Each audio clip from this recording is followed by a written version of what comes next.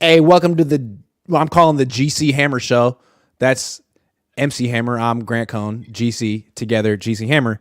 Jack Hammer, you know him. We used to do a show together breaking down film. He is the beat writer for the Santa Rosa Press Democrat, where some serious journalists have come through. How you doing, Jack? I'm good. How you doing? I'm doing good. I'm doing good. Today we're going to be talking about Trey Lance and whether the Niners misevaluated him, which it almost feels like they feel like they misevaluated him. So let's start with what to call him. Is he a dual threat quarterback? Kyle Shanahan called him one after the season ended, and it was, I think, the first time he ever referred to him as a dual threat. And I feel like Kyle Shanahan, as he often does, goes back and forth. What would you say? That's kind of why I asked this question because he talked about him that way, and there's just been a lot of debate about the way that Trey Lance has been utilized, right, in San Francisco. So, is he a dual threat quarterback or is he not? And you go back and you look at what he did at North Dakota State, and there was a lot of dual threat stuff that they asked him to do at North Dakota State, and so I kind of think that he is. I think that's part of what drew the 49ers to Trey Lance. Why they made him the choice was because they liked the fact that he could run, and he brings an element that they didn't have with Jimmy Garoppolo. That's, I think, the whole reason why he's in San Francisco to begin with. I agree. I totally look at him as a dual threat quarterback, and he's not like Lamar Jackson or Justin Fields. He's not necessarily the most athletic player on the field, but I definitely think you can use him as a runner. And I think some of the conversation about him has been a little too simple. Like, is he running too much or that kind of stuff? Like, he should run. But I guess my issue with him is, because the way you look at it is he's in the backfield, he's in the shotgun. If he does the zone read, like, the defense is looking at him. They treat him as a dual threat. And the NFL has not let him run very much, especially on that play. So what I would say is when he comes back, especially off this injury, is like, just let him hand off. Let him be a decoy for a while, because it seemed like when he handed off, the running backs did really well. Debo, everyone did really well, and sort of let defenses sort of start to think that he's just a decoy and then start running them. I feel like the Niners kind of pressed the issue really aggressively early in games, early in the season when he wasn't having success with it. And everyone else that he was handing off to was having success. It's the way I looked at it. But I do look at him as a dual threat, and I think if he were on Philly, they would be running him a lot too. They wouldn't not run him. Yeah, and that's the other part of this question, right? Why it's a good one is because this has been a hot topic around the 49ers since over the weekend, right? When it comes to Philadelphia and the 49ers, Jalen Hurts, right? This has been a huge topic of discussion. And I pointed it out during the season that the 49ers, when they drafted Trey Lance, I think the 49ers wanted him to be for them what Jalen Hurts is for the Eagles. They wanted him to be that guy that was going to run. I think those two organizations are very similar. They both want to have the best defense. They both want to run the ball. I think so. I agree. And I do think that I think that the only area where Lance, I think, struggles a little bit is I just don't know if he has the speed to get to the edge that they were expecting. And so when you run Trey Lance, right, he's primarily going to have to go between the tackles because he doesn't really have the speed to break out on those zone reads around the edge quite like you would want him to do. And so I think he's a little bit more he's going to have to be between the tackles. And I think the other piece with him here is we need to look a little bit at how they're utilizing him, because I know like the runs between the tackles, that's where the big issue was for people. But I don't know. For me, I look at quarterback draw completely different than I look at the play that he got injured on, for example, because a quarterback draw is very similar to a scramble. Everything about it is trying to open up the defense so that he can then get up. And when we watch Trey Lance run quarterback draws, I don't think we've really seen him take a big shot. Usually he's running up into the back of an offensive lineman or diving into, right at the end. Mm-hmm. No, I'm with you. I'm not saying they should. If you say don't run him anymore, like, I don't know how viable he is as a quarterback. The whole thing is that he can do both. I think that the problem is Philly took Jalen Hurts with like the 50-something pick. You can take a running back there. Mm-hmm. You can run your quarter. No one's going to be upset with how you use him. But you trade up to number 3, all of a sudden everyone has an opinion, and it's like a precious commodity. And if you get him hurt running, everyone's like, well, you're a freaking idiot. And the Niners have like complicated the issue by saying, we we want to develop them the right way, and we want to, that kind of stuff. So it feels like they kind of changed the story. Kyle was because honestly, if they wanted a dual threat quarterback, it was Justin Fields. They took the wrong one. If they were looking for a dual threat, I thought they were saying, yes, he's mobile, but we don't want to think of him that way. We want to use him like a traditional guy, and then all of a sudden they hand him the starting job, maybe internally decide, he's not ready for it. Let's decide, we're going to call him dual threat. Dual threat. He's a dual threat now. Yeah, and that's where the misevaluation of Trey Lance came from. Is he Justin Fields? No, he's not that guy, right? And I don't think they wanted him to be Justin Fields, where he's scrambling all over the place. I think what they liked about Trey Lance is that he runs the offense, but he doesn't. He's not really. And he was under center in college, to me, you shouldn't be scouting the offense, but Kyle does a little bit of that. Yeah, he was under center on offense. I mean, it was easy to watch his film, and like Kyle Shanahan said, it's easy to pick out plays. It was easy to see him running 49er schemes, whether it was out. And it's hard to find bad plays from Trey. I mean, he threw no picks in college. No, there was a few that were close, but no, there's not a whole lot. And it's hard the evaluation of Trey Lance was extremely difficult because there's not very many throws. It was less than 350 throws. He rarely played. No combine. He rarely played into the fourth quarter. There were very few times when you watched him where he actually played in the fourth quarter of a tight game. I think there might have only been 2 during his entire. He didn't have to. Right, he didn't have to because they were blowing everybody out. It was right, and so he would have been better suited going to Iowa State.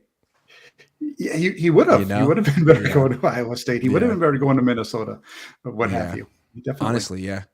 It's too bad that Minnesota didn't want him. I mean, I know they got that guy Tanner Morgan, who's whatever, fine, but anyway, that didn't happen.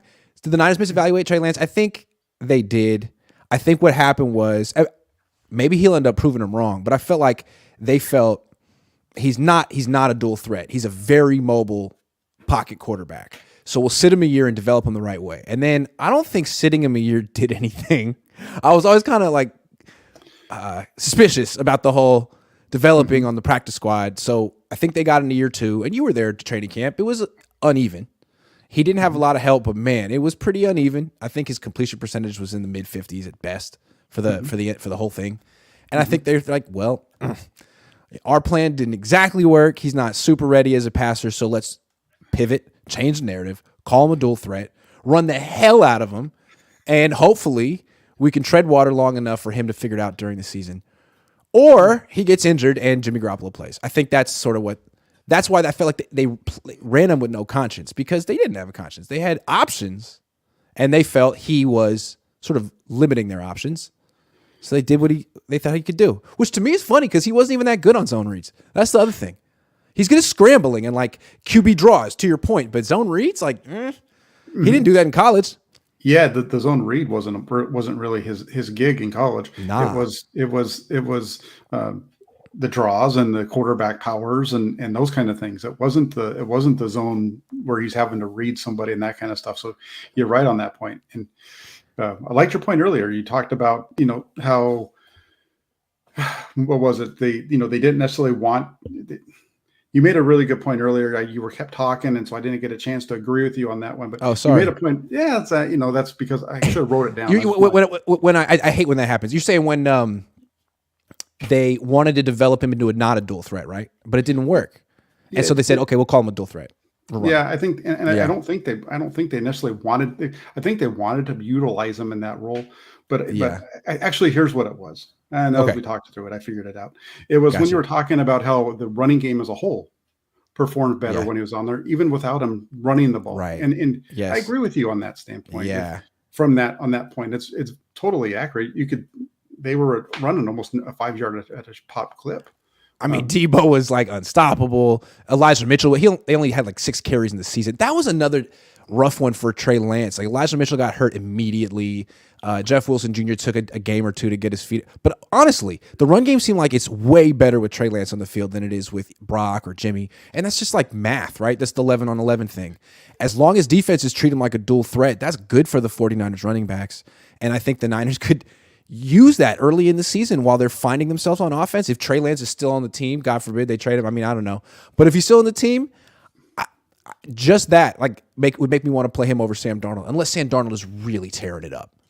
Really, yeah, we'll get into the Sam Darnold Trey yeah, Lance thing because that's there's a lot of interest for me when I look at because I watched some Sam Darnold film and I watched him and I'm like, and these guys are very similar. The only difference is one guy's been in the league for a couple of years. yeah. But Maybe that's what Kyle's thinking too, right? 2 number 3 picks. You know what I mean? Now he's kind of hedged his bets. If it doesn't work with Trey, I can just say, well, I got this other number 3 pick who had a lot of talent that I made it work with.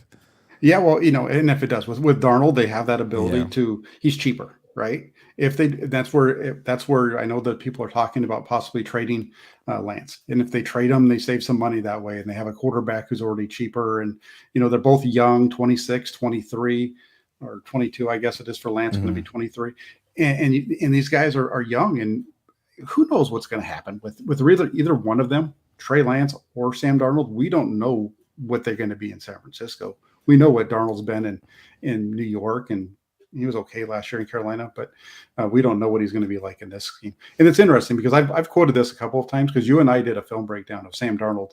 We did. Remember that back in 2021. We just ridiculed him. It was awful. Well, I think between they were playing the Niners.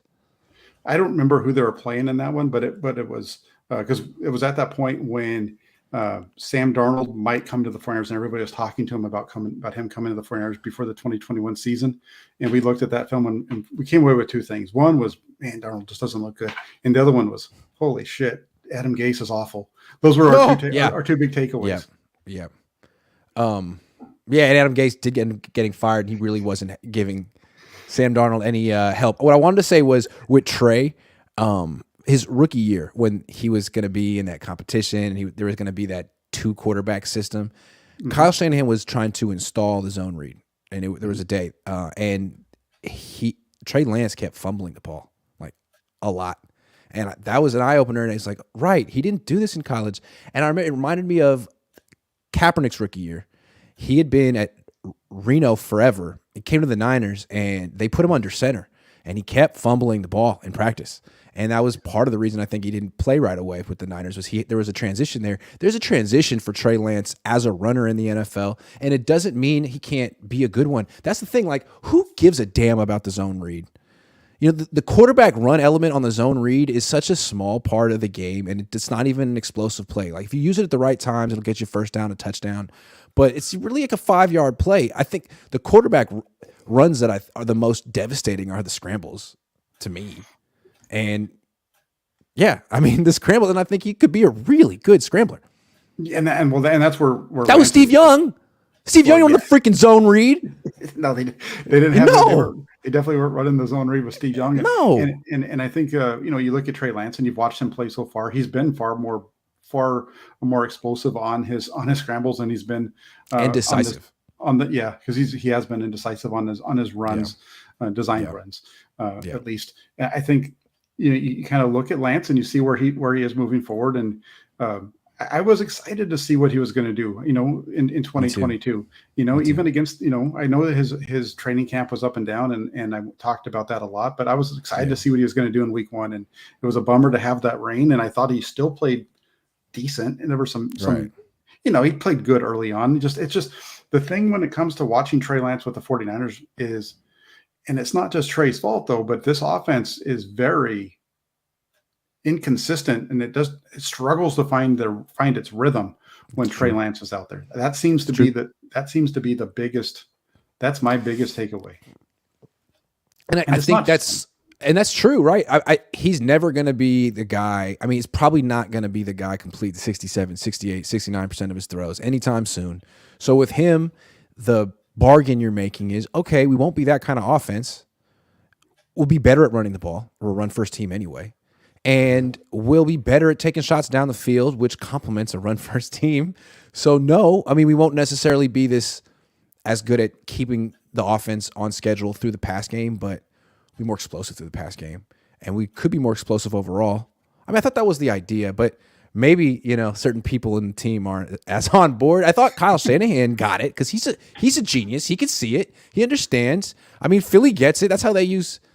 I mean, I don't know, but it seems like the Niners definitely want to play a certain way because they've been playing a certain way since 2017. Yeah, and I think it'll be we'll see how Lance is this year when he's in during training camp and during OTAs and those kind of things. I think we kind of earlier we talked compared Lance and the 49ers to the Eagles and Jalen Mhm. Hurts, and the difference between Hurts and Lance is the accuracy on those short throws, because Lance has the arm, he can throw That's it true. deep. Hurts is quite accurate. Yeah, Hurts is quite accurate.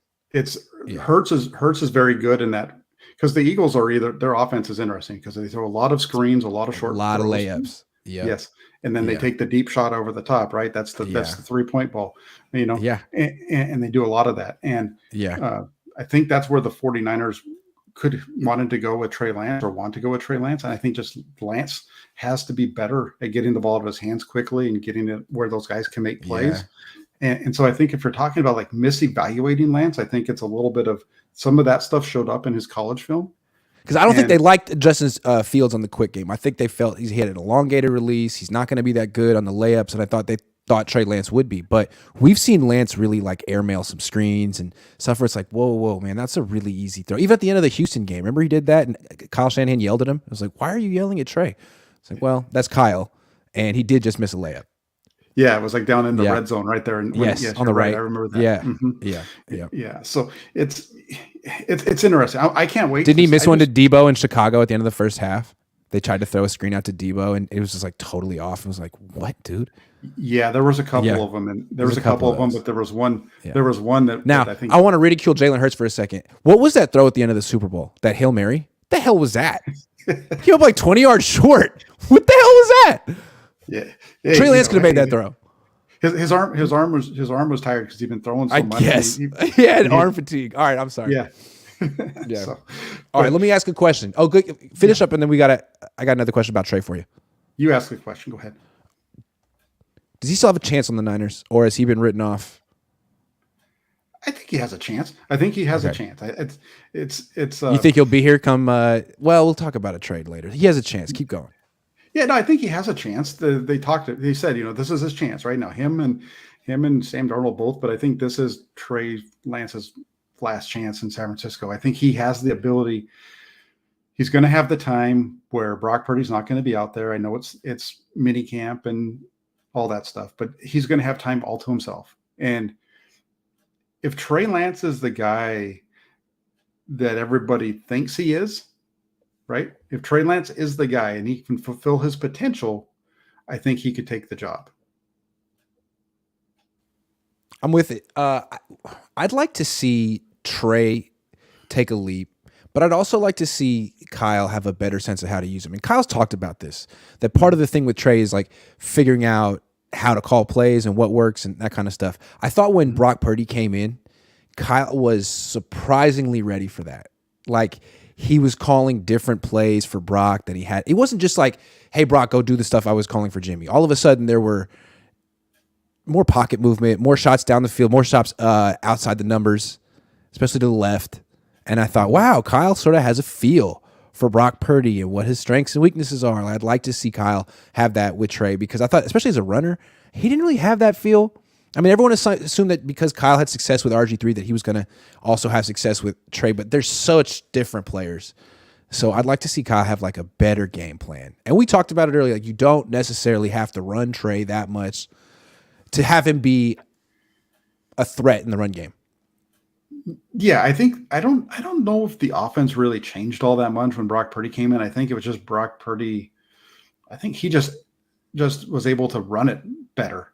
He was just more. Wasn't there a stat though that like Brock Purdy had like more 30-yard touchdown passes in 2 weeks, 3 weeks than Jimmy had in 5 years or something like that? I mean, there was a little bit more of a vertical element at first, but then Brock started checking it down to say, I mean, like his life depended on it. Yeah, well, I think the thing was he was actually. I think Garoppolo threw those plenty. He just didn't hit them. Whereas, That's true. Purdy came in and he hit him. He hit like That's I think true. against That's true. Wasn't against Tampa. Well, I guess I was just impressed that Kyle had the confidence to call him. You know what I mean? But maybe Kyle feels, yeah. But I mean, and you go back to the game in which the week 2 game when Lance got injured and Garoppolo came in that game. Remember, as soon as Garoppolo came in, remember like one of the question was all of a sudden this offense is throwing the ball over the field now that What's that Garoppolo's in. about? Exactly. Maybe And there that's a was game management thing from Kyle. He's like, well, people think I'm not going to have confidence in my backup, so they're just going to expect me to run the ball, so I'll take shots. it could be. Maybe. It could have been Yeah. that. And there was, I Yeah. remember that. I do remember there was a deep shot early on with Garoppolo. I think he went That's deep true. to Ayuk and he missed him in the end zone. Just like it was a terrible, Garoppolo throw. But, Yeah. it was I think the biggest, we'll get into a little bit more in terms of Purdy and Lance. I would be interesting to see how well Lance operates and that's the same offense, but I would be interested to see Lance operate an offense that isn't asking him to run the ball at all. And it's just like everything is the same as what he does with Purdy or Garoppolo, where it would be interesting to see how that works and if it even can work. And I saw you posting clips of Sam Darnold in Carolina. Like, he runs a mid 4.8, like just like Brock Purdy. I mean, they're pretty much the same athlete, but in Carolina, he'd run a zone read once in a while. You can do that with Trey Lance, but it doesn't have to be a major feature of your offense. It really doesn't have to be. And if Bill Walsh were the Niners head coach trying to develop Trey Lance, and he was a hell of a quarterback coach, he wouldn't be wasting his time on quarterback driven runs. It's just a small part of what you're trying to get accomplished. That's 100% accurate because that's what he did with Young, right? Yeah. The quarterback run game was different back in those days. You didn't have really the zone read and all that kind of stuff anyway. But no, you're right. That was exactly why he brought in Steve Young, was because Montana had the back issue, and he didn't think that Montana was going to be able to really recover from that. And because of the back issue, Montana, in Walsh's estimation, I think, was losing some of that foot quickness and that mobility that made him so good in the early part of his career. And he saw that in Steve Young, and it was just a matter of taming it with Young. And Young, once he figured it out under Shanahan, the other Shanahan, won a Super Bowl and MVPs. I love how everyone is so focused on the throwing portion of a quarterback, but Bill Walsh was all about the feet.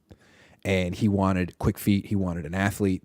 And yet he wasn't installing the freaking option. You know what I'm saying? Like, there was a reason. It was feet for passing. That's what he wanted, and feet to get away from pressure. That's timeless. It's always going to be important for a quarterback to have those qualities. And I also look at Andy Reid. Like, Donovan McNabb wasn't running the zone read.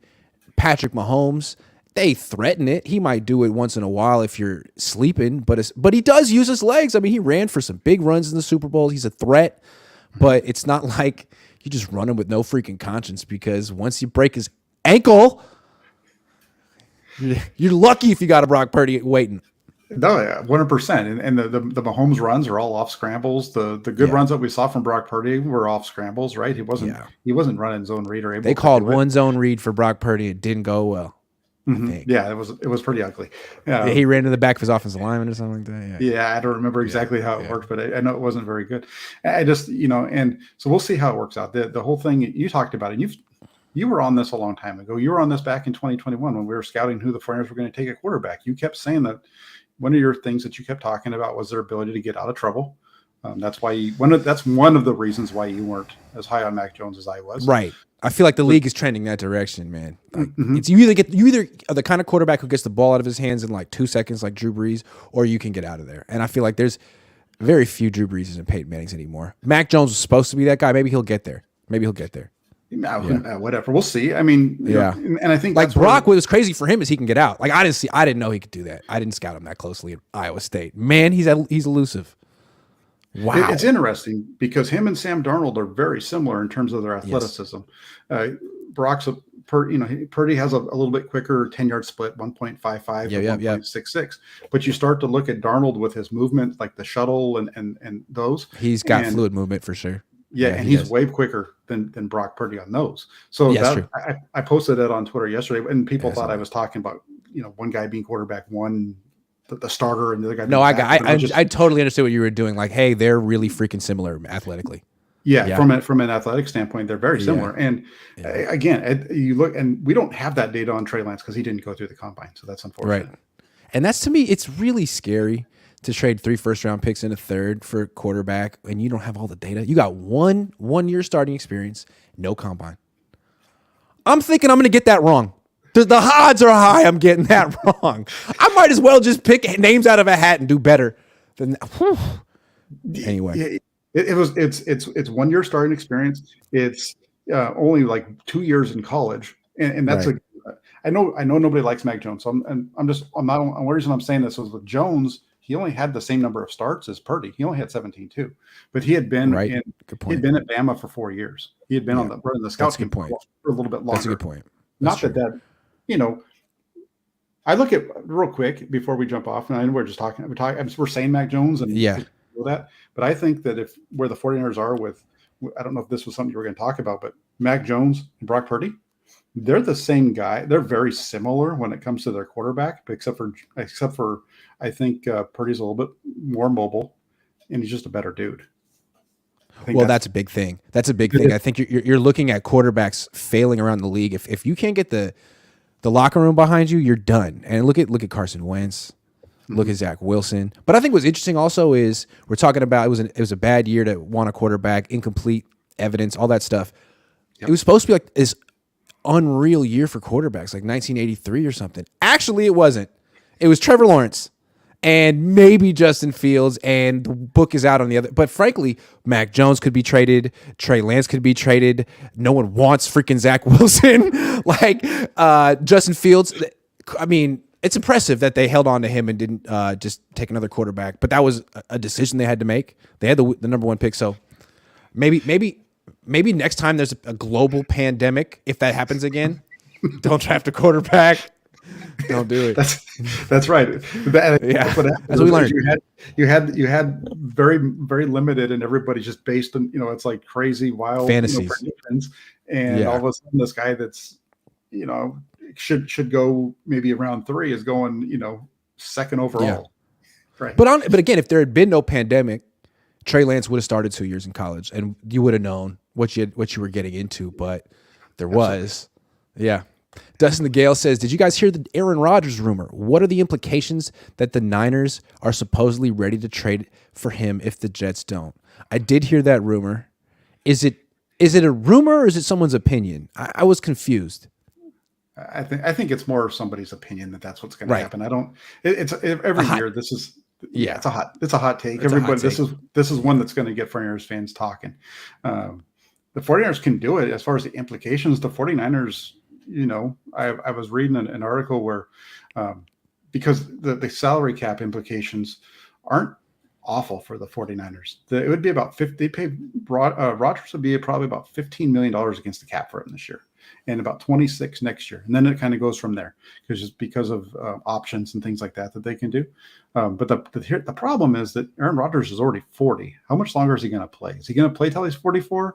Because if he's not, then you're wasting money on the back end. Also, the Niners just got done saying that the key to their roster construction is a quarterback on a rookie deal. Like Kyle said it, Lynch said it, Jed said it. That being said, they change their story every 2 weeks. So, and they don't seem to care that you know what I mean? They can be like, whatever, it's Aaron Rodgers. So, but it's like, you just said that you want to go cheap at the quarterback position because you have this special team, you want to keep it together. Like, you're going to break it up for freaking 40-year-old temperamental Aaron Rodgers? Man, probably. I guess you might. But, also, it's interesting to think that him and Robert Saleh are like fighting over this. That would be interesting. How many bridges are you going to burn? Sorry. No, that would be interesting to have the Saleh and Shanahan having to go for him. That would be a lot of fun to see. That would be a lot of fun to see because essentially, think about it. If Kyle Shanahan goes and gets Aaron Rodgers, he's already burned the bridge with Matt LaFleur over this, right? This was last. Yes. He tried to get Matt LaFleur 2 years ago. Matt LaFleur felt like it was behind his back. Wouldn't even talk to him after the game a couple years ago. Now, if he pulls the rug underneath Robert Saleh's feet and takes Aaron Rodgers, there's a high chance Saleh misses the playoffs this year, gets fired, blames Kyle. Damn, that's rough. Cutthroat world. That's right. Then he ends up in Miami, and the Dolphins take over the world. Yeah, Miami becomes like the refuge for all the people that feel like Kyle Shanahan's wronged them. Yes. JT O'Sullivan will be their quarterback coach. There you go. Exactly. Jimmy Garoppolo will be there in a year or two. Robert says Trey Lance gets treated horrible, yet horrible. Sam Darnold stunk it up for years, and yet the media still speaks highly of him. Media bias against Trey. Oh, we're talking about the media now. Yeah, I don't think the media has anything nice to say about Sam Darnold. No, I don't think there's anything not to say about Sam Darnold. I think the nicest thing I've said about Sam Darnold is that I'm interested to see how he's going to do in this environment compared to what he's done in the past, because it's different. He has this is the first time I think he has a really good coach around him, and the first time he has a really talented team around him. But other than that, right. Again, I already said this. I think that Darnold and Lance are very similar. Maybe. Well, the way I look at Darnold, like the story of his really going back to college is holds the ball too long, tries to do too much, makes a bad decision. Like, and this was his USC too, that final year when he was really hyped up and people were supposed to be like sucking for Darnold. Like, no, he does too much. And if he could stop doing all that on the Niners and get the concept of being a point guard and letting Christian McCaffrey and Debo work for you like Purdy did, then it could work. But he's got a lot of years of hero ball underneath. I mean, 90 turnovers and 50 starts. Like, get the hell out of here. That's Jameis Winston stuff. Yeah, no, it is. It's bad. I know, and the only thing that gives you pause on that is Garoppolo all of a sudden turned it around at the end of his time here. Yeah, because you have a little bit of a security blanket there. And again, but he played with McCaffrey in freaking Carolina and stunk. That's the thing, man. I'm curious. I'd like to see. And I hear you, and I had this back and forth with Jesse on Twitter. Okay. No, and it's cool, and I hear you because the difference though is that you also had Matt freaking Rule and Joe Brady running that offense, running that college stupid freaking offense. That's true. That's the only thing is in that first year in Carolina, it was Matt Rule. He's not even in the NFL anymore. Correct. Joe Brady, he's now a quarterback coach. Who knows where? He's not even calling plays anymore. His stock tanked quick. All right. AJ says, gents, the newest rumor is that the Niners may be interested in trading for Rodgers if the Jets deal falls through. Any thoughts? Wow. We got that one. 2 people wanted to know about Aaron Rodgers. This is the hot topic. We missed it today, Grant. This is what we should be talking because this is all everybody's, I don't know. In terms of Aaron Rodgers, let me ask you, do you think Aaron Rodgers is worth the money for the 49ers right now? Does he make them a Super Bowl winner? Yeah, probably. Now, here's the thing. I mean, I'm really pessimistic about the Niners. Here's what I'll say. If the Niners get Aaron Rodgers, Kyle get him hurt. So no. Okay. So no. So I'm a jerk. You know what I'm saying? I'm a jerk. I mean, he has been getting hurt. I mean, he's getting older. He's not as mobile as he used to be. He's kind of like Brady, where he just kind of is trying to not get hit out there.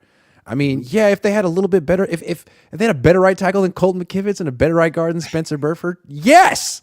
But they're so invested on their defense, which honestly, like if they had Aaron Rodgers and a kick-ass offensive line, hell yeah. Because at that point, all you need is like a mediocre defense. But the Niners are so invested in having the best defense because John Lynch is the GM or whatever. I don't know. It's no. Not until they get a better offensive line. Unless I'm really underrating Nick Zakelj and he's going to come out of nowhere to take the league by storm. I don't know why you're throwing so much shade on Colton McKivitz. We've all seen him go. I mean, Colton, I don't know why you're saying that. I mean, we saw Colton McKivitz go out and how well he played against the Rams 2 years ago on that Week 18 game down in LA. That one game? No, he's cool. Yeah. I mean, I think we'll see how he does in pass protection over a full year. But like as a run blocker, I don't think he's gonna. No, he's slow. I'm teasing. I know. You'd give me a tough time. I'm throwing John Lynch's words at you there because that's what he said. He's trying to sell you on that one. It's like that one game, that one time. It's like, say no more. Say we've seen those fight. Yeah, well, they're right about Jake Brendel, but if Jake Brendel's like a good athlete, if you go check out his combine or pro day numbers, he actually can move. Colton McKivitz, not so much. No. So I want to see what Nick Zakelj can do, and I think that's the guy, the dark horse. He's a good athlete.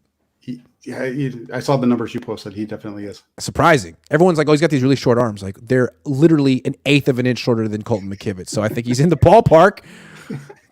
Clay says, glad to see you both together again. Now we just need Vish. Stay tuned. Stay tuned. Gavin Brown says, at Jackhammer, will you rock a man bun if we get A-Rod? That'd be fantastic. For sure. I'll do that. If Aaron Rodgers shows up in San Francisco, I'll do a whole show with a man bun. Be careful. Jarrett Bailey said he was going to eat a shirt if the Niners finished the season undefeated, and he had to eat the shirt. I think he ate part of the shirt. Yeah, something. He ate something. It wasn't a shirt. He ate something. If you go big, go Lamar, not 40-year-old Aaron. I see. I agree.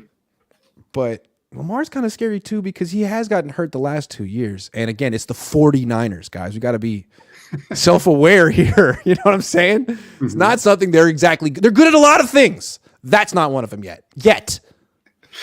I'll be positive. I would go Lamar too. Yeah. Ezio Sanchez says, I have a theory that Kyle Shanahan wants to injure his quarterback so he can play. Regarding Kirk, not that I want him. Having a top 8 to 12 quarterback could get us over the hump. If the Niners could keep any quarterback healthy, sure. Actually, looking at Kirk Cousins' numbers, I mean, the Niners haven't had a quarterback like that since freaking Garcia. I mean, let's just stop. Let's just like pump the brakes just a little bit. I know it's only an 8-game sample size, but what Brock Purdy did in the 8 games that he played before the NFC Championship game was as good as any quarterback play that we've seen. I've said this many times. It was the best quarterback play we've seen in San Francisco under Kyle Shanahan. It's best quarterback. His performance in the playoffs is the best since the Kaepernick in 2012. True. But that's also a reflection of what the Niners have had. Sure. But you look at his numbers over that time period compared to the rest of the league. The 49ers were scoring right there with the top teams in the league. His numbers in the 40. I posted this and people got upset about it, but his number, he had more 200-yard passing games in the playoffs than Patrick Mahomes. That's interesting. That's true. The one thing about that though is Mahomes missed a series of the game against Jacksonville with the injury, but it was one series. But let's just give him that. So that means that the 49ers with Purdy and the Chiefs with Mahomes were putting up points and moving the ball at roughly the same clip. And I know it's not just Purdy. Purdy has a bunch of boatload of guys around him. That's what the difference is. But I'm just saying in terms of the 49ers offense overall and the way they're performing. The way I remember it with Purdy is he was very efficient, like completed a high percent. He completed 67% of his throws. Also threw a lot of touchdown passes. Like that was something we hadn't seen in a while. He threw at least 2 touchdown passes in every start in the regular season. But he actually, wasn't super prolific with the yards, like 200. Let me go through his appearances. 210, 185, 217, 234. 284 against the Raiders in that game that went to overtime, 178 against Arizona, 332 against Seattle, and then 214 against Dallas, and then he got hurt. So I'm not saying he can't be prolific, but he wasn't driving the offense. It was still a run-first offense. Or he was throwing short passes. I don't know what it was. It was a little bit of all those things. Yeah. It was a little bit of all those things. Yeah. Part of the reason, and I said this during the regular season too, part of the reason they were putting up the points too was like the Washington game, for example. They put up over 30 points in that one. He played well, but the part of that was the defense played great too. They gave him the ball short. Many turnovers. Yeah. Mm-hmm. There's a lot that went into that. So it's a good thing the Niners don't have to give him an extension. They can just say, we like him. He's a leader in the clubhouse. But watch him play for a few more years before you determine if he's as special as John Lynch says he is. I think Kyle Shanahan gets that. I give Kyle Shanahan credit. I think he's always the guy in the background that quarterback's not that good. He's not that good. Which, at least he's not the one I think that falls in love. I think John Lynch was the one that was really excited about giving Jimmy Garoppolo $150 million or whatever. I don't know. WB Studio says, are we going to have a legit quarterback competition between Trey and Sam for week 1 or an unfair camp? Like when Trey went against number 1 defense at practice and struggled and threw less picks than Jimmy. I don't know. It's going to be interesting. I really hope it'll be competition. It's all going to depend on what's going on with Brock Purdy. I mean, they talked about a quarterback competition, but just parsing Shanahan's words, he didn't say anything about a quarterback competition in training camp. He said, he only was talking. He was very specific about OTAs, and so Yes. it was very interesting. We'll see what happens, but I would love for it to be a quarterback hunt. I would like to see them roll the ball out, let all three of those guys just go wild. I think it'd be a lot of fun. Yeah. Tyler says, so would you rather have Lamar or Rodgers if this is true? Lamar. Yeah. The guy in his 20s. Robert says, are we gassing up Brock like we did Jimmy in 2018? I'm a little afraid because Jimmy actually was putting up, if you remember in 2017, he was throwing, didn't throw a lot of touchdown passes. That was different. But he wouldn't have a great team. I mean, he was putting up like 300 yards, 330 yards, throwing a Marquise Goodwin. It was impressive. I mean, he got a lot of money off of it. And then he never played like that again. There's a difference. There was a difference though, in that there were some. You go back and you really watch those games. There was in 2017. I saw a guy who was making some really good throws, but he was also getting lucky on some throws. Super lucky. The one against Tennessee where he just threw the pop fly and he got caught by Goodwin. Yes. Yeah, he had a few of those in different games. And if you go back, those were games that and I know they weren't a very good team, but they're winning on field goals at the end of games. And, it was okay. True. I think there was a little bit of that with Brock, though. I think he had some passes that could have been picked that weren't, but he was just throwing so many freaking touchdown passes and the Niners were scoring so many points. It didn't matter at all. But it'd be interesting. I mean, he definitely was putting the ball in harm's way more than Jimmy was even at the end. I feel like I remember how I felt coming out of 2017 was that I wasn't sure what Garoppolo was. I know he played really well. It was really exciting, but I had a lot of questions if he was going to be able to continue that. With Purdy, if it wasn't for the injury, I wouldn't have those same questions. Right. But still, I mean, I feel like when you watch Garoppolo, when you watch Purdy, it's fun. It works here, but it's not like watching the second coming of Steve Young. It's not like, hey, this guy's going to be in the Hall of Fame. I still feel it's like it's good enough. It's good enough for the system and the structure and all of it, but I still would like to see the Niners shoot for the stars. And I thought they did that one time. But maybe I'm underselling Brock Purdy. Dustin the Gale, we'll talk about his special traits in a minute. Dustin the Gale says, how important will preseason performance be for lap dance Lance? I get the feeling it will be ignored by Shanny even if he plays well. Lap dance Lance. Is that even a put down? Like, that's kind of a nice thing to be known as. That's a good one. I think, if he's getting judged off practice, then I think it matters. Yeah, I think if Lance comes out and plays really well during training camp and during preseason, and he's lighting it up like they would expect him to, I don't think they're going to discount it. I think that's what kind of slowed his role in 2021 was he kind of hit a little bit of a wall after the Kansas City game and kind of slowed down just a little bit, and that's why they just moved off with Garoppolo in 21. So I think if he plays up to his potential and really blows it out, I think he could take the job. So there's porn star Jimmy, lap dance Lance. How do the Niners keep getting the same quarterback? They keep thinking that this guy's a grinder. It's like, oh, there he is again. Getting lap. Damn it. When are we going to see Brock Purdy? It's like, oh. But he's supposed to be very religious, right? He's not going to make this. But so is Lance. I don't know. Well, we'll see. You never know with Brock. The good thing about it is that he's in Arizona. There's really not a whole lot going on in Arizona. That's true. LC says, do we think Trey will actually be good with playtime? Everyone thinks they're going to win the Super Bowl. The window is irrelevant if you ask me. I mean, we don't even know if he's going to be on the team tomorrow. LLC. Don't know. That's tough. That's a tough one. Dalton Coleman Film says, we debated if Kyle would be gone for his decisions last season, like play calls and hurting every possible quarterback. Now we see his decision making in the offseason. How does anyone keep rooting for this guy? Because he was preceded by Chip Kelly and Jim Tomsula, man. Niner fans have some serious scars. They don't want to even talk about it, but it's there. That's why the stuff that went on Saturday, first JT O'Sullivan and then Raheem Mostert, was just hilarious. It was like unprecedented. Eddie King, thank you very much. We're going to talk about the criticisms too. But first, before we get off the Trey Lance thing, if he does get traded, what do you think a realistic timeline would be? Are we talking draft night? Are we talking preseason trade deadline? What do you think? Next year? It doesn't make any sense.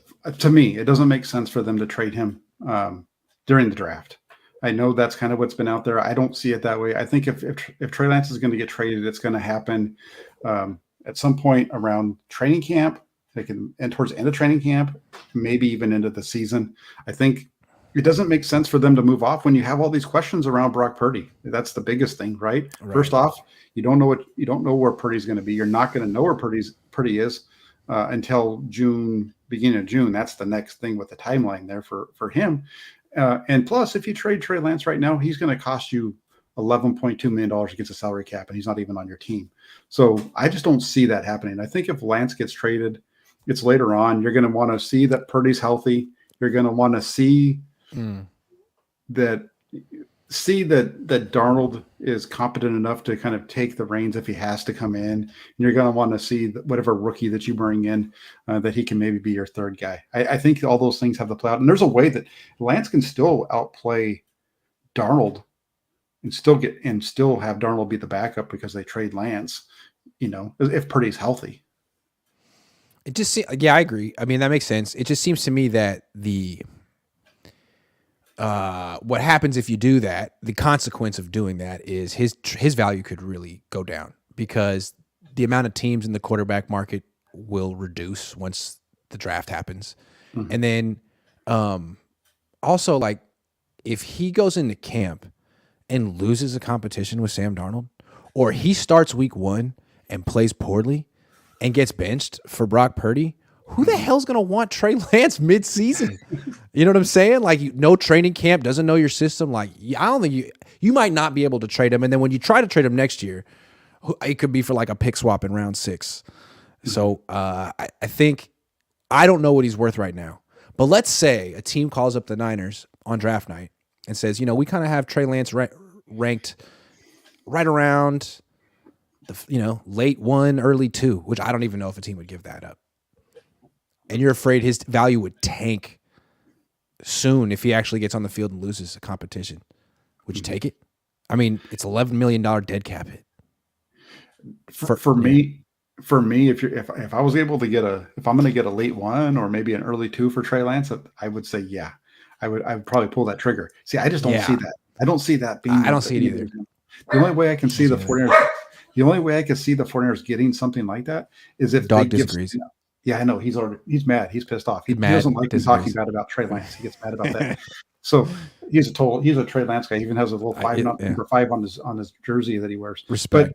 But no, I just if you're going to be able to get a high second, maybe the 49ers have to give up one of their third rounds, Lance in a third for 28 or something like that. Mm-hmm. Then I would pull the trigger on that because that's about what you gave up for Lance, right? You gave up 3 first, but all those, but two of them were at the end. The two picks that you didn't use were after 28. So if you can get 28 or so right around there, you're not giving. It's a wash in terms of the capital. That's what I'm saying. Like, if it's scary because you laid it out, you don't know what's going to happen with Brock, and it's freaking Sam Darnold, but. If you could get 28 now and only a 5th round pick or nothing, freaking nothing, if you wait until the season and he doesn't play well, I mean, you got to make a business decision and ask around the room, like, who believes in Trey Lance in the organization? Raise your hand right now if you don't want us to trade him. Say something or forever hold your. It just feels like there's no one left that really, really wants to go out on a limb for him. If that's the case, then. Trust your evaluation and move on. Don't ride the freaking fence like you did with Jimmy Garoppolo forever. Yeah, and I understand that. That's why for me, I can be sold on it. I'm not like steadfast in this where I'm saying this no way it cannot happen. I just because there's 4 top quarterbacks, right? They could go 1, 2, 3, 4. After that, you could argue that Trey Lance. I mean, Trey Lance is younger than Will Levis, but he's not right. If he wouldn't be drafted ahead of Will Levis, but you could argue he would have a higher draft grade if he was in this draft than Hendon Hooker, who's coming off a torn ACL at his 25 years old. I mean, so wherever Hendon Hooker is going to get picked, that's kind of the Trey Lance trade market, right? I don't know where that is, but no, there's teams that are going to be. I think there's teams that could possibly want to get him if somebody's willing to give up a late 1, early 2. I would be down for that because I think that would be great value for the 49ers to make that move. I just I play it a little more conservatively, and that's Right. probably why I feel like I'm saying it the way that I am. Um, Right. that's just my own, and I think the 49ers tend to play it a little bit more conservatively too, just the way that they go after it for the most part. Even you know, they made the trade for Lance. They gave up a lot, and people talked about we talked about it, about how much, but we just said too late first round pick. That's not a whole lot. I think that in some Think ways about it though. it's almost like it cost them more That's true. to get Christian McCaffrey than Trey Lance. I see what you mean. Yeah, they could do it. And also, if they trade Lance in a third to get a late one, what they could do is they could trade up again. They have all these picks. They could move up from the end of the round one to the middle of round one and get a real cornerstone impact player for this run. I mean, they're a win now move, right? The whole point of trading Trey Lance is like, look, Trey, we're so sorry that we wasted 2 years of your time. It's nothing you did wrong. You got hurt. It's just that we're on different timelines, and you got to go somewhere else, and we got to make the most of this because Trent Williams is 35, and George Kittle's about to be 30, and this is the way. So, no, all the best to you. So the whole thing is go make a freaking move, right? Get a great right tackle, get a great D end, or whoever it is. Mm-hmm. I mean, it makes sense, right? Because if the Niners hadn't traded for Trey Lance in the first place, they could have had Michael Parsons. They could have had some impact players. Maybe they would have won a Super Bowl the last couple of years instead of being runner-up in the NFC. Who knows? Yeah, if you can get a great right tackle, I mean, there's a lot of I think a great right tackle. You can get a great safety that can be around for a long time. I think those are like probably their two biggest areas of need. Yeah, I can see that. Hold on, one super chat, and then we'll get to a new topic. Tyler says, Grant and Jack, what would you both consider a failure for this team this season? Missing the playoffs. Yeah. Talk about win now, talking about your window and all this with no quarterback. Make the freaking playoffs and don't use any injury excuses to quarterbacks. You know what I'm saying? I don't want to hear that. Yeah, no, it's a failure if they don't get back to the NFC Championship game. I think this is a team. You look at this, the roster is the best roster in the NFC. I think they have the best. The only question, we were in the same position last year. The question was the quarterback. That's what a number of people said. And I think if the 49ers figure it out, this is the best team in the NFC, and they should be back in the NFC Championship game in late January. And this is the team they want, right? Like they love Brock Purdy. They want a cheap quarterback room. They talk about that. I mean, I think that they have a sort of cost-effective, to be nice, offensive line by design. I mean, that's what they want there. They want to put all their resources into D-line and linebacker. This is what they want. So if they don't at least get to the NFC Championship, I think they should probably get to the Super Bowl. But if they don't at least get to the NFC Championship game, it's like, I guess your formula doesn't work. You've tried like 5 times. Yeah. Maybe you need to, mix it up a little bit and go all in with offense or something. I don't know. I wouldn't say it's a failure if they don't win the Super Bowl, but I think it's a disappointment if they don't at least get there. I really do. I think this is a team that NFC Championship game is. We've been there 2 years in a row. We've seen them lose that game. Now, if they do it again 3 years in a row, that's almost as bad as that's even that's worse than the Buffalo Bills back in the late 90s, but they kept losing Super Bowls. But I feel like that comes down to an inherent divide between Niners fans and analysts. The older guys like us who hold a team to the ultimate standard of winning Super Bowls, and I feel like younger guys who feel like in the salary cap era, just being in the mix every year is good enough. And I frankly feel like Jed York feels that way, which is a little disheartening to think that the 49ers operate that way. Hey, well, the thing is, if you're 30 years or younger, you don't have any idea what it's like to win the Super Bowl. If you're a only reason I know is because I was born in 88. Had I been born in 89 or 90, I would not freaking know. I was just at the end. end. Yeah, you were just caught onto it there, and that's it too. And we talked about we're talking about all these different things, and I hear people. I mentioned this. People keep making excuses for Kyle Shanahan. They make excuses for the play at the end of the championship, for the play in the NFC Championship. Yep. They make excuses for the way that he handled the end of the Super Bowl. Your dad covered Bill Walsh and Eddie DeBartolo. Eddie DeBartolo and Bill Walsh, they had a good relationship, but it was very contentious when they weren't winning. Yes. And I don't think that Eddie DeBartolo would really be managing this situation the same way with Kyle Shanahan Right. that Jed Yeah. York is. He wouldn't be bending over backwards to see it from Bill Walsh's or Kyle Shanahan's perspective. He would say, how the hell did you get 2 quarterbacks hurt in the same game? Well, how did you do that? How did you get 4 quarterbacks hurt in the same year? What am I paying you to do? Yeah. I mean, I would think that's how it would go, and it would probably get pretty heated, but Jed York doesn't have that. I don't even know what he does, because whenever that team is like 3-4, 3-5, the dad shows up. Is that practice? Like, what does that mean? Is the dad in charge and he only shows up when things go bad? I always wonder. I always Yeah, wonder. you see John out there in the middle of the practice field talking to Trey and or not Trey to Kyle and John, and then practice goes on. But yeah, that's what. And all of a sudden they turn it around. They did that 2 years in a row now. It's the magic John York touch. There you All go. right. We talked about this earlier. Kyle Shanahan has pretty much been, you can't criticize Kyle Shanahan. He hasn't taken criticism since he was in freaking Washington 10 years ago. Until now, all of a sudden, JT O'Sullivan, Raheem Mostert, Kurt Warner during the season, but mostly on the same day, JT O'Sullivan, Raheem Mostert, it seemed like something has shifted in the air. And do you feel like the criticism is valid? Yeah, I do. I think Raheem Mostert in particular, I really agree with what he said. Kyle Shanahan's lost 2 Super Bowls because he hasn't run the ball late. One of them, he was the offensive coordinator, I understand. But you go back and you look at the Super Bowl that he lost with the Falcons, and I was looking at it, some stuff on it yesterday.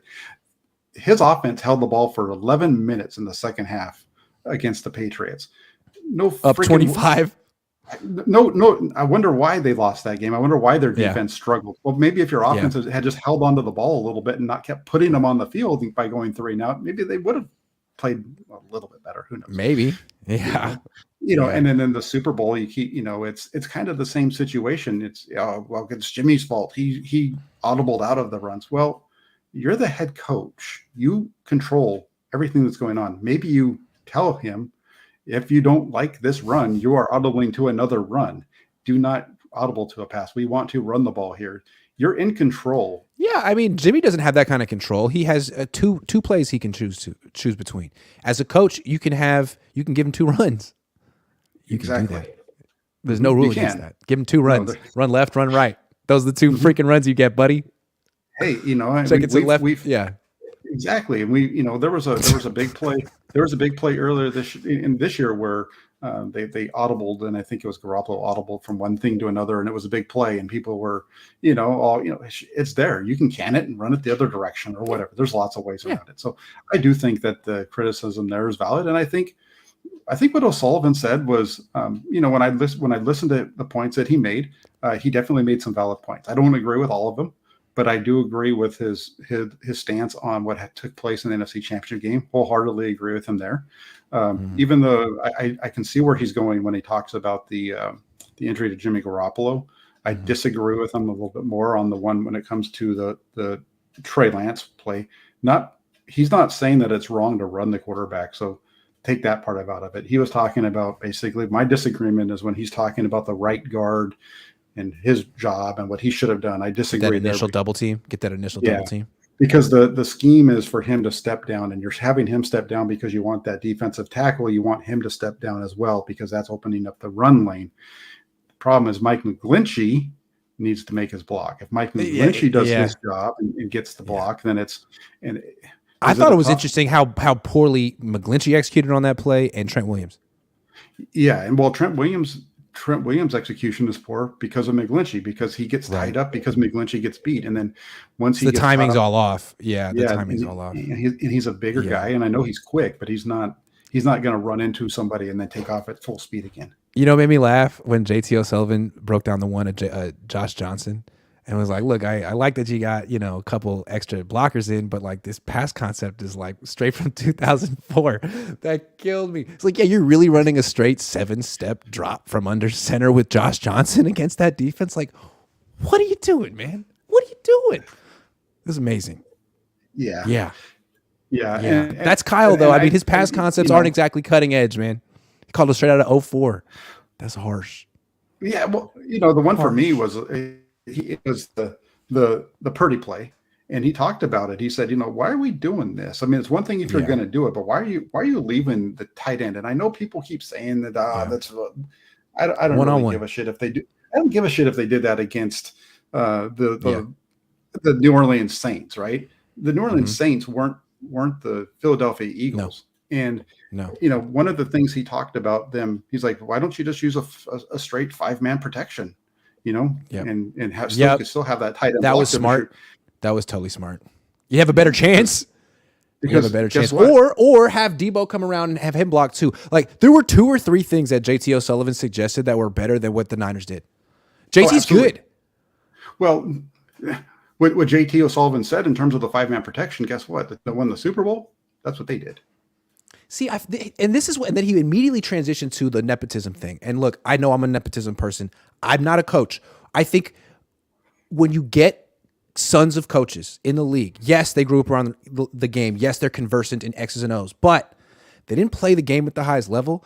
And I think they may ask players to execute things that are totally unrealistic like this and say, oh, it's a tough block, but you got to do it. Like, what are we talking about? In no world can Tyler Kroft do this. And maybe if you actually have more coaches in the league who played the game at the highest level, not all of them, but some, maybe there'll be a little bit more empathy to, I'm asking you to do something that, I is actually doable. Hey, why wasn't Tyler Kroft active the week before against Dallas? Because he sucks. I'm sorry, Tyler. He's good enough to go one-on-one with, and you're going to expect him to block one-on-one in the pass protection. He wasn't even active the week before against Dallas. So, and this thing, it was in the script. It was in the script, Jack. He planned it all week. He was proud of it. They repped it in the freaking walkthrough. And he's like, oh yeah, this is going to get him. This is going to be great. But meanwhile, it was a bad look that Debo Samuel jogged it though. It was a bad design, but it was also a bad look. Dude, Debo, what? They paid you so much money, man. Mm-hmm. Well, and let's be fair. If he's screaming around there like he's supposed to, it's not going to matter because number 7, he didn't care. That wasn't his responsibility. His responsibility was to get to the quarterback. And you saw that for like 2 plays before that. You saw him doing that. You saw him all season doing that. And 49ers thought they were going to get him. So the final criticism of Kyle is that his offense is a little outdated in the sense it's all run and pass, and the drop back passing game is not as fleshed out as it should be. Well, as his offenses have proliferated the league and defenses have adjusted, it seems like more and more defenses are doing what the Niners defense does, which is play the run on the way to the quarterback, right? Like who cares? Who gives a damn about stopping the run? Get after the quarterback. And that hurts a play action passing team. All of a sudden, you're not getting them to bite the way they did 20 years ago because it's all about not overreacting to the run and not giving up explosive plays through the air. Mm-hmm. So he needs to adjust. Yeah. McVay did.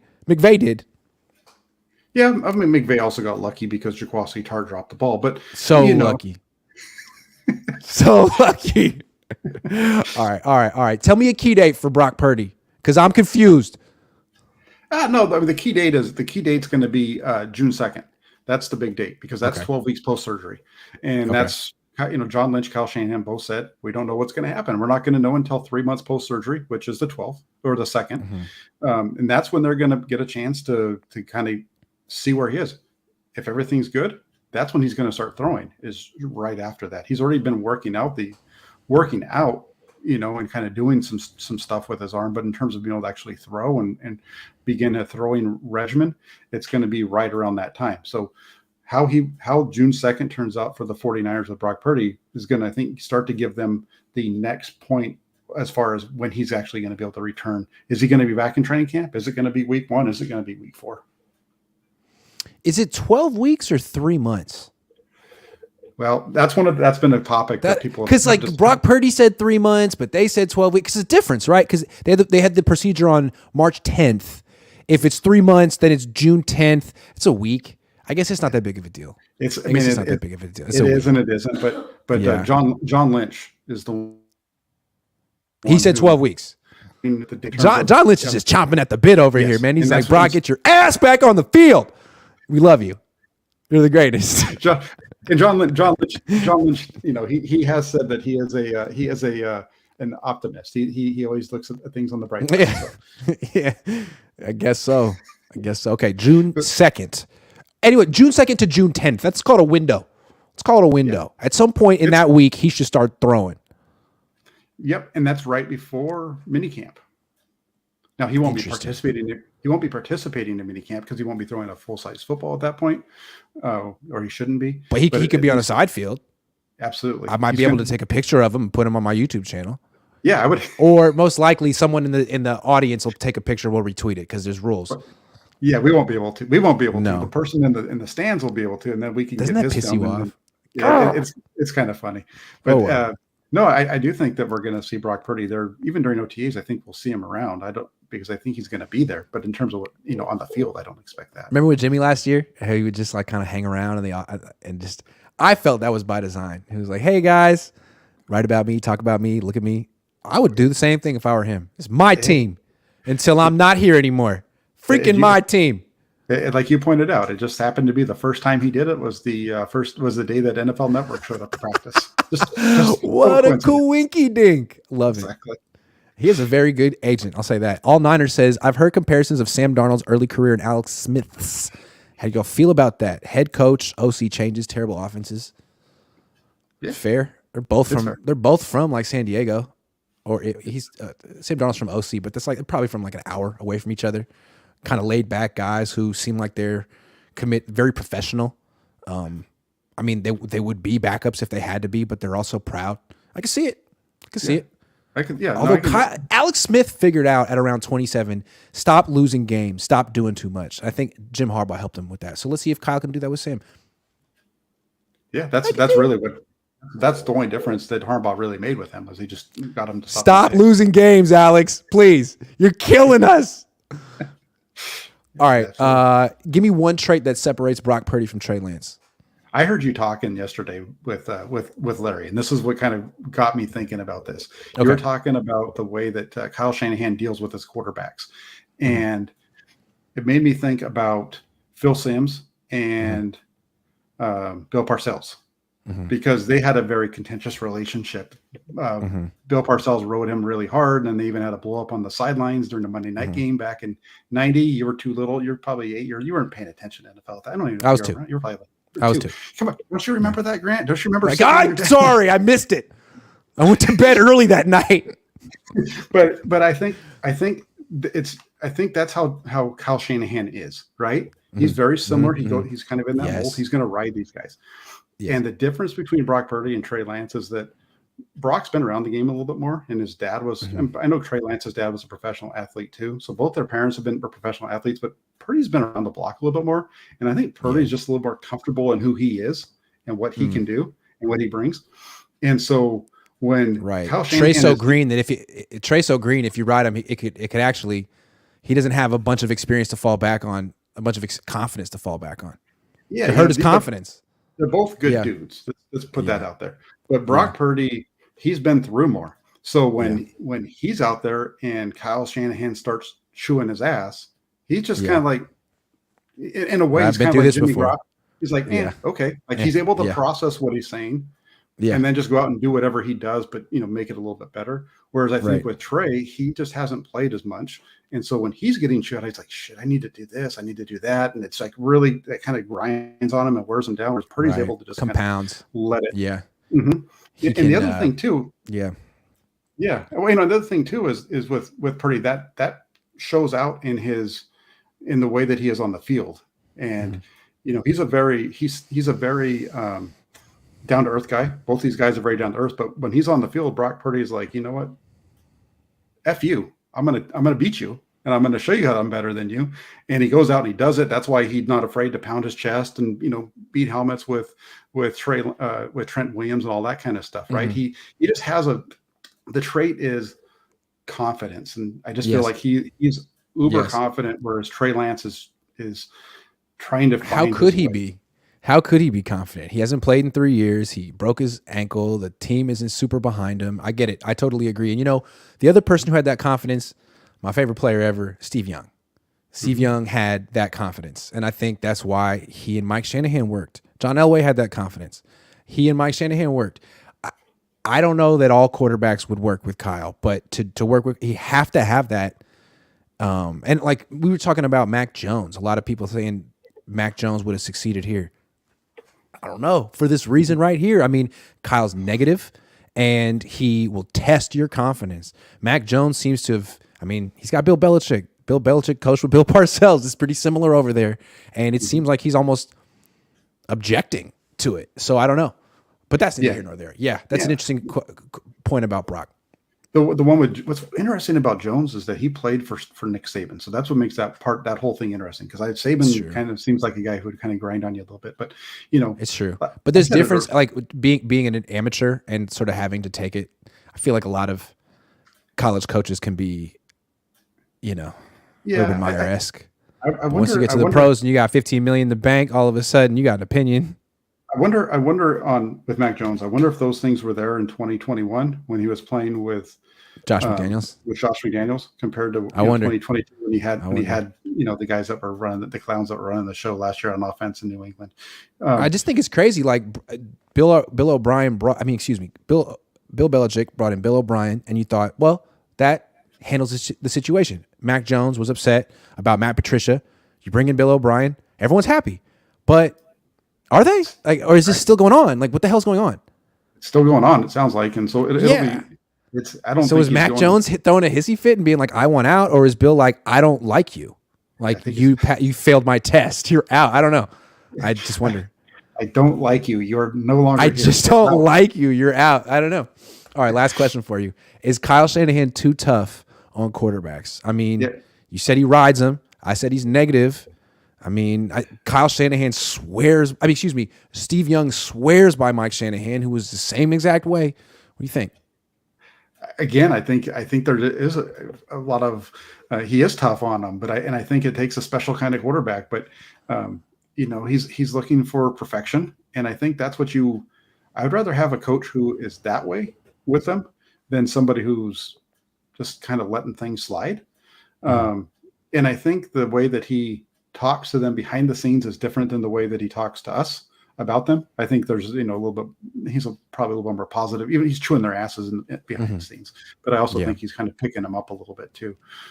So is he too tough? No, I don't think he's too tough. I think I talked about the relationship between Parcells and Sims as an example, and I think it'd be interesting to see the dynamic, what that was like between Brady and Belichick. It seems like there was a little bit of friction at times there between those two. I think that they were able to get along, but I think some friction there. So it would be interesting. Is it too tough? I don't think he's too tough. I think it's a trick question. I think it depends on the quarterback. I think it depends on the quarterback. Like let's say you put Tua on the Niners. Yeah, I wouldn't work. He would crush Tua. Tua seems like a gentle flower. Almost. Yes. I'm sorry. I'm a gentle flower too. I'm very sensitive. I hate criticism. I don't like it. I don't like honest feedback, although I take it all day on Twitter and I read it all. Thank you very much, everyone. But no, Tua, clearly, I mean, he got that from Brian Flores, who's a good coach, but he comes from the Belichick school and he wrote him, and Tua lost all confidence. And what Mike McDaniel did was give him confidence back. And so I think for Tua, you need a certain style. And for Brock Purdy, maybe he doesn't need Mike McDaniel showing him a bunch of clips about how good he is. Maybe he needs Kyle Shanahan to be like, dude, what about these 4 plays? Please. Maybe that's what Brock needs. Yeah, and I think you're right. It is a trick question. And it's good that we got it out there that you're a gentle flower, Grant. That was I was an English major. I read poetry in college. But yeah, no, I think it is a little bit of a trick question because it does depend on the player. And I think you've talked about this in the past with Alex Smith, right? When Alex Smith and when Jim Harbaugh came, what did he do? He talked him up like crazy. He got him. That's what he needed. That's what he needed. He did not need Kyle Shanahan at that point in his career. He needed Jim Harbaugh. Yeah. And I think it's just a matter of the player and the coach meshing. It's part of the whole process that goes into picking that guy. I'd love to hear what Donovan McNabb would have to say to this question. Donovan, is Kyle Shanahan too hard on they only worked together for 1 year, but I think Donovan felt he was straight up disrespectful to him. It would be interesting. Yeah, it would be interesting to hear what he says about Kyle Shanahan and maybe even comparing him a little bit to like Andy Reid, right? I don't know if he's maybe he's already said some things about that. But Andy Reid seems pretty positive, like kind of like a affable grandpa type. Like, we're all having fun here. Yeah. That's what he portrays, right? It'd be interesting to see what he's What is like. he really like? Yeah. Uh-huh. Hmm. Yeah, because it seems like what Kyle does, he's tough on quarterbacks. And if he gets a quarterback who's a perfectionist like him, like Steve Young was a perfectionist, it could work. But it seems like you kind of constrict their creativity. Like Andy Reid allows Patrick Mahomes to throw interceptions and be himself and doesn't ride him at all. All he does is make sure that he's the most confident player at all times. And there's something to be said for that. Like, do you really need to be checking your best player's confidence? Like, don't you want him to have an ego? Like, is your ideal quarterback really Kirk Cousins? Come on, because Kirk Cousins he's meek. That's almost his problem, right? I mean, look, he like walks around like he doesn't even believe in himself. It's like, come on, Kirk, have some swagger, Kirk. Hey, what are you talking about? He's got the gold chains and all that. Yeah, kind of right. stuff. Which was so funny because it was so not phased. Why it's hilarious, but yeah. Anyway, Yeah, that's what I'm thinking. His perfectionism. It's like a gift and a curse. It's like you gotta let the quarterback go out and be. I don't know. You got to let them go out and be their guys, and that's again. I think Gotta let him do it. Yeah. I think it goes back to having a quarterback though who has enough of that belief in themselves so they can do it, like they can make you think that they're listening to every word you're saying, and they can. But really, they're tuning out all the negativity, all the bullshit, all the shit that's not helpful, and taking in the stuff they need. Yeah, or they're able to just to hear it, and they're able to say, okay, I hear you. Yeah. And this is how, I'm still going to do it my way, but I know that how I can fix it, kind of thing. But I'm not going to hurt my feelings. You Yeah, can compartmentalize it. That's compartmentalize it. Doesn't hurt his feelings. I can't do that. Yeah, I can't do that shit.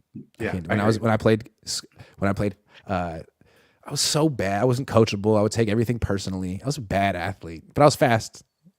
well, So I would always trick the coach and give me playing time, but then I wouldn't play well because I wasn't a good athlete.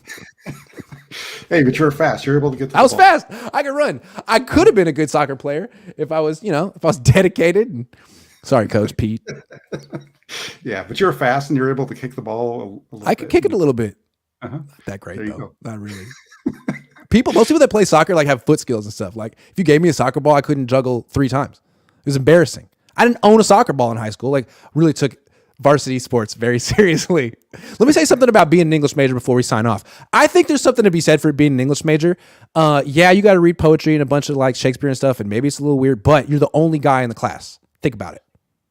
Only guy in the class. Good time. You want to be an engineer? You will be. There might be one girl in that class. Actually, I don't know. I was never an engineer. I don't know, but I just think you could do worse. See, you do worse. Got to tune into Grant for some life sage advice. for sure. Yeah. Also, poetry short. History textbooks very long. Something to think about. There you go. Well, this was a lot of fun, Jack. We'll just do it again next week. Yeah, absolutely. That was fun. It's good to kind of be back. We're back together again. Neither one of us are in the same place that we were in last time we did this, but that's right. That's right. You definitely got a different backdrop. It's nice to see you, and I'll be seeing you next week. But I'll be seeing you down in Santa Clara in 4 weeks. Yeah, some of that draft. Mm-hmm. All right, absolutely. Thanks for watching, everyone. And remember, this is simulcasted. So in the future, if you'd like to tip Jack, you can watch on his channel. You can tip him directly. It's a nice thing to do. Think about it for next time. See you guys.